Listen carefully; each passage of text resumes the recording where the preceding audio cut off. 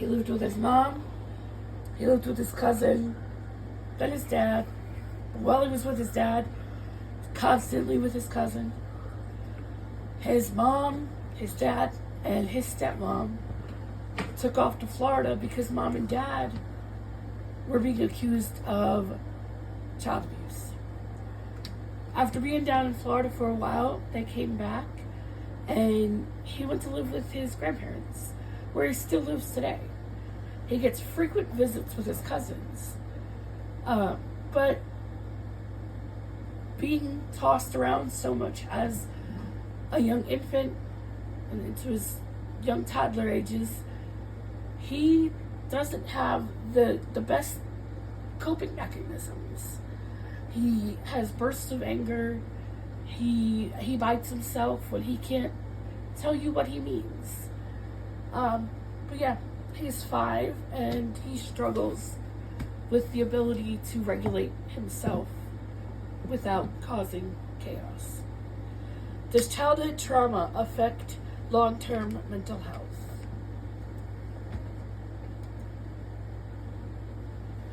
A child becomes an adult. A child who suffers from a traumatic childhood, something traumatic when they're younger, they will develop anxiety, they could develop depression, and just plenty of mental health issues as they get older because of the lack of love and care and interaction they got as a child. From the moment a child is brought into the world, they are reliant on their mother to provide them with things needed to survive and grow within their mind and body.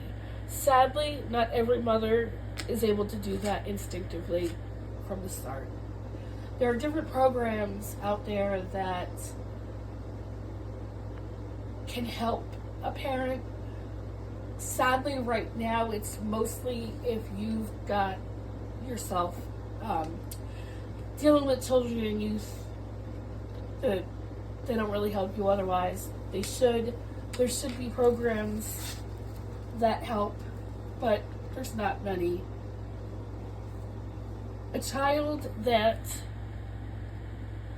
Young children that suffer traumatic issues early in life tend to have anxiety and depression issues.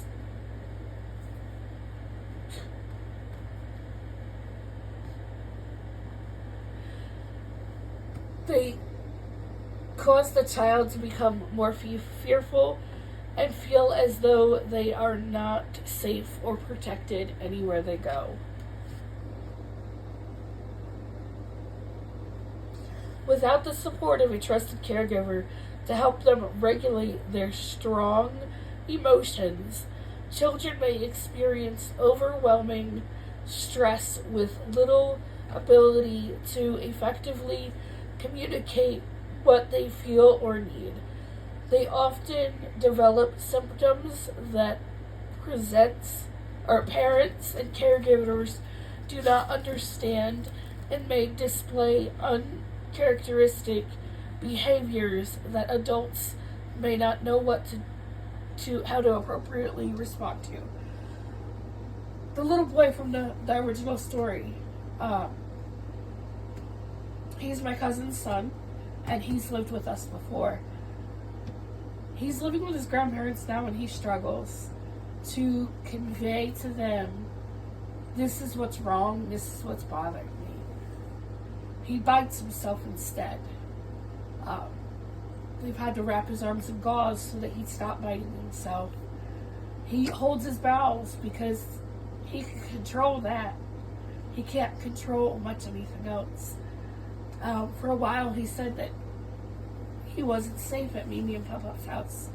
But since it's been over a year that he's lived there, he's progressively gotten better.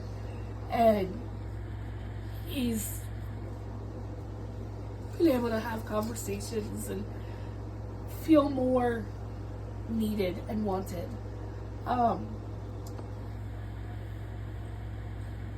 Before you can be informed, you need to be aware. There are programs that can help parents and help educators. Mostly they are after you need help, after the trauma has already occurred.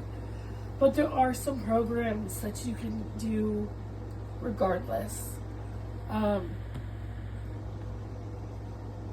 It takes a lot to take care of children and raise children. It's not a walk in the park, but we need to treat each child like they deserve to be treated, because children turn into adults, and a child that has never shown or been shown love and nourishment, they're not going to know how to show love and nourishment, so the cycle is never going to be broken. And if you have a unnourished child, they're going to get into adulthood with multiple mental health issues. Thank you.